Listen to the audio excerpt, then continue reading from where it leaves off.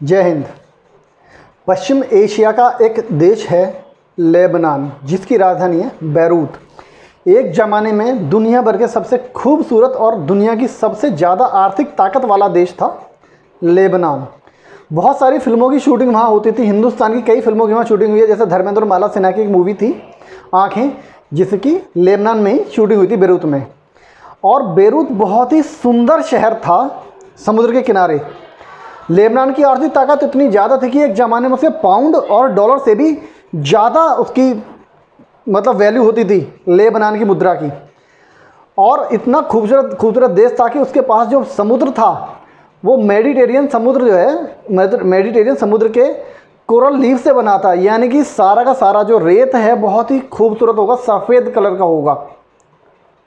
वहाँ का अपने समय में सबसे अच्छी यूनिवर्सिटीज़ थीं, अपने समय का सबसे अच्छा बैंकिंग सिस्टम था।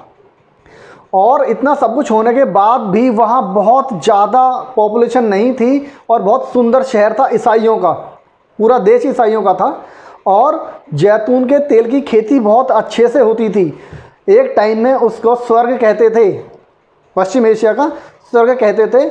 1960 के आसपास लेबनान ने एक जिहादी मजहब को अपने देश में एंट्री दे दी, एक जिहादी मजहब को।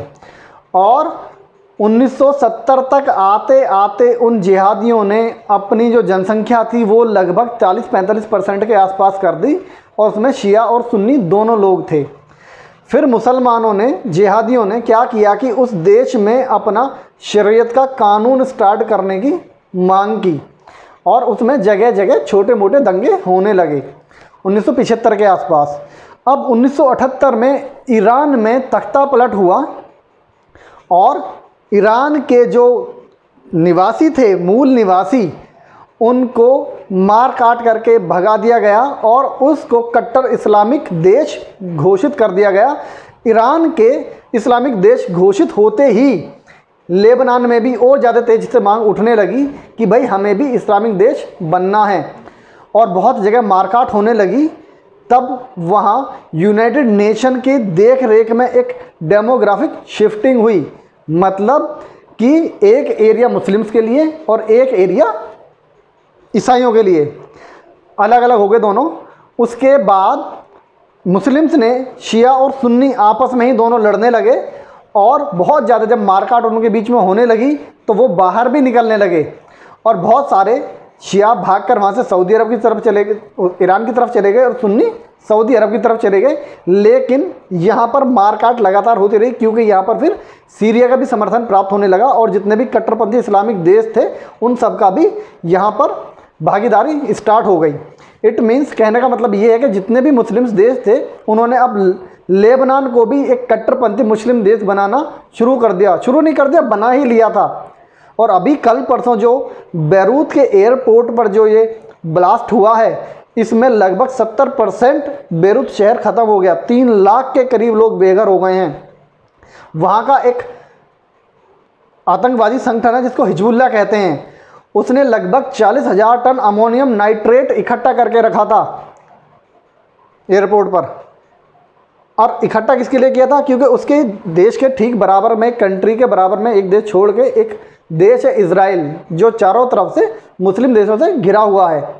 उसका फील्डिंग सजाई थी इन लोगों ने, हिजबुल्लाह ने ये फील्डिंग सजाई थी किसके लिए? इजराइल के लिए। लेकिन इजराइल ने क्या किया कि इजराइल की तो मोसाद सबसे भयंकर खुफिया एजेंसी है ऑल ओवर वर्ल्ड में, सारे संसार में, और उसने क्या किया कि वहीं विस्फोट करा दिया एयरपोर्ट पर ही, और सारा बेरूत शहर समाप्त हो गया। आप लोगों ने वीडियो देखे होंगे। तो जहां भी ये कट्टरपंथी जिहादी मानसिकता आ जाती है, जिस देश में भी आ जाएगी, उस देश का विनाश निश्चित है। इस जिहादी मानसिकता के 52 देशों में से 15 देश ऐसे हैं जो आज भूखमरी की कगार पर हैं, बिल्कुल ख़त्म हो गए हैं। वहाँ इंसानियत नाम की चीज़ नहीं बची है। तो देख लो हिंदुस्तानियों, CAA और NRC का विरोध करने वालों, देख लो।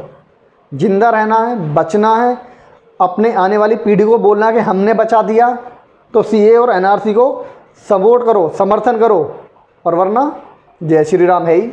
आप भी जिंदा हो, मैं भी जिंदा हूँ, सब जिंदा हैं जब तक टाइम है।